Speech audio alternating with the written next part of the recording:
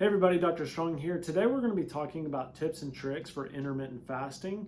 I'm going to be talking about some common mistakes that I see and how I help my patients overcome these issues that they have with intermittent fasting if they just don't find it sustainable or if they're not getting the desired outcome that they want. And I'm going to be talking about how I personally use this to maintain my weight, maintain appropriate muscle mass, and also how I use it to from a longevity standpoint, because there's a lot of research that's coming out about it. You've probably heard intermittent fasting. So this video is for you if you have tried it and didn't have success, or if you're new and you didn't really know where to get started. So I'm going to be talking about my protocols in order to get the best results. And so if you haven't already, please subscribe to my channel so you get more updates and tips and tricks on how to be healthy, how to be happy, and how to overcome even chronic health conditions and optimize your health. So let's go ahead and dive into this. So first of all, one thing that I would say is that you don't want to restrict your calories. So if you're counting your calories, one thing that I tell my patients to do is not even to worry about it. We have an approved foods list that they can eat from, and you can eat as much as you want of these foods and not have to worry about counting calories or counting macros or anything like that. And basically it's just avoid processed foods, avoid processed sugar, high amounts of sugar, and eat, your leaner meats, eat fats, like when it comes to avocados or nuts, or beans, especially as long as you're not getting gas with the beans. That's very important because that can be due to lectin sensitivities while you're having that. And then eating good starchy vegetables so that you're getting that fiber, so that helps control your blood sugar and gives you a more stable blood sugar throughout the day. But if you want more information about that, just comment below, or you can go check out some of my past videos about healthy dieting tips and what foods to eat.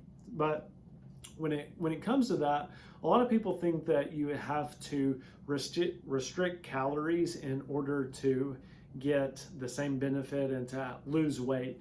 And that really isn't the case, because a lot of the times if people restrict their calories too much, it can affect their thyroid, and then they end up getting this hypothyroidism, and it downregulates their hormonal production. It also downregulates their metabolism because it thinks they're starving. And the way that you combat this with intermittent fasting, you're still going to eat the same amount of calories that you normally would throughout the day, but what's going to happen is you're going to use those fat storages to make up if you're doing like an 8-hour eating window and a 16-hour fast, which is the most common, then your body is going to burn the fat to fuel it, but it also knows that at some point as you train your body, it's going to get all of the calories that it needs. So there's going to be no downregulation of your thyroid or your hormones at all. And that's very key when it comes to maintaining hormonal health and trying to lose weight. And that's just a big issue that I see, is that you'll get people that go to the extremes with this, when you really need to understand that hormonal health is even more valuable than losing the weight. So I'd rather you actually keep your hormonal health than sacrifice your weight for that. So just the first trick there. Like I said, just eat as much as you want, just of the approved foods, as long as you're cutting out the sugary foods, cutting out the processed foods.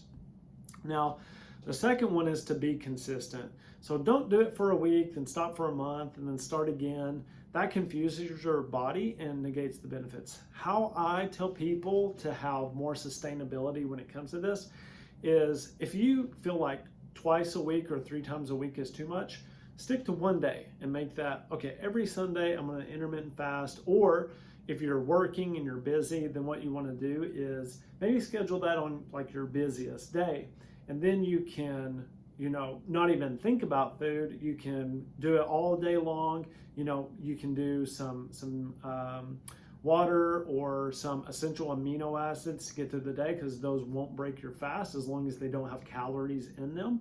But it can help kind of satiate you in the meantime. And then at the end of the day, you fasted and now you can sit down and eat.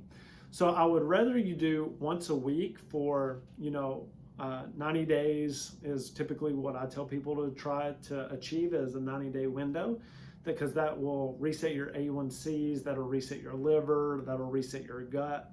So try it once a week for that 90 days, and then try to bump it up to twice a week after that. Then try 3 times a week. Typically what I find is that most people do pretty well 2 to 3 times a week maximum. You don't really need to do it every day, especially if you're getting lightheaded, dizziness, your energy is really crashing. Now, that may happen in the first 30 days as your body is adjusting to intermittent fasting, and it needs to rely on your fat sources, and it's working out, stabilizing your blood sugar. But a lot of the times after 14 days, typically people start doing pretty well and they don't have any issues, but you have to be very diligent. So that's why I tell people, start slow, don't go to the extremes, don't try doing it 2 or 3 days a week. At the start, try with 1 day a week, and then work your way up from there. And then once you've got that 1 day, try 2 days, see how you do. If that's still too much, just stick with 1 day. You're still going to get a lot of the benefits that come from it from a weight loss standpoint and also a longevity standpoint. And then the third one is you want to make sure that you're hydrating. Now, when it comes to hydration, half your body weight in ounces is what I recommend. And yes, if you're heavier, this does look like more because you've got more tissue to support. And so just like a car, if you don't put oil in the car, what will happen is the engine will lock up. So if you find that you're stiff and you're achy and you've got throbbing pains and maybe you've got cramping, a lot of the times this is due to dehydration. And so you need to bump that up according to your body weight to make sure that you're getting the appropriate amount of water and lubrication throughout the body so that you can function appropriately. That's very important, especially if you're having constipation issues. You don't have the lubrication in order to move all of the stools out of your body. And then the fourth is, now you want to be careful about the types of foods that you're eating in the food window. So you don't want to pig out. I know that some people say you can intermittent fast and still have pizza and donuts and all of these different things. And while you can, it's still not healthy for you in the long run. And so you want to make sure that you're not overeating those foods and you're not cramming a bunch of pizza and calories and calorie-rich foods that are processed and have sugars.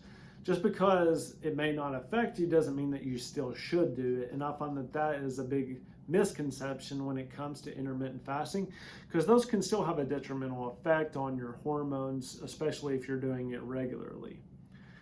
Now, the last one is always consult a health professional or somebody else. This is why I'm making these videos. While these are just for informational and educational purposes, I'm just telling you what I do in my clinic and what I do personally in order to get the best results. So always take everything that I say with a grain of salt, especially if you have a practitioner that you feel comfortable with that can help you. But for those of you that don't, because we see a lot of people who don't feel comfortable with their primary care, is just a medication after a medication, and they're looking for an alternative, then that's what these videos are meant to help you with, to give you some ideas and some things to try. And we're more than happy to help anybody. We do have an app that you can use that guides you on nutritional protocols, what foods to eat and how much to eat, along with exercise plans that are done at home or at the gym.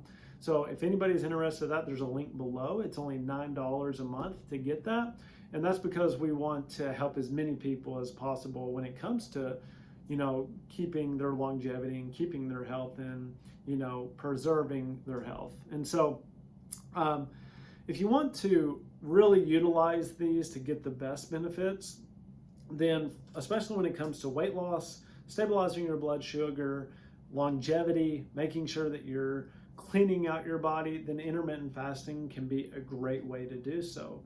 Typically, I see patients like, let's take for example, if they do it once a week for, let's say, 90 days, they can usually lose anywhere between 15 to 20 pounds if they have that to lose, of course. And let's say they go to twice a week, especially if you have over 20 pounds to lose. If you can get twice a week in, what we normally see is that people are going to lose anywhere between 30 to 40 pounds, somewhere in there in 90 days. And setting appropriate expectations is always the key when it comes to success.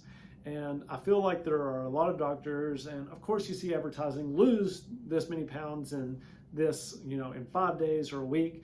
But the reality is that you're probably losing more inflammation or water weight with the types of diets they're putting you on, which is great. But if you're looking for a long-term solution, you always want to make sure that you're doing the right thing to have the longest outcome and the most success. So I hope this was helpful. If you have any questions, please put them below, and I'm more than happy to answer anything. Thank you. Please subscribe to my channel for more updates like this, and like and share this with your family and friends. Have a great day, everybody. Talk to you next time. Bye.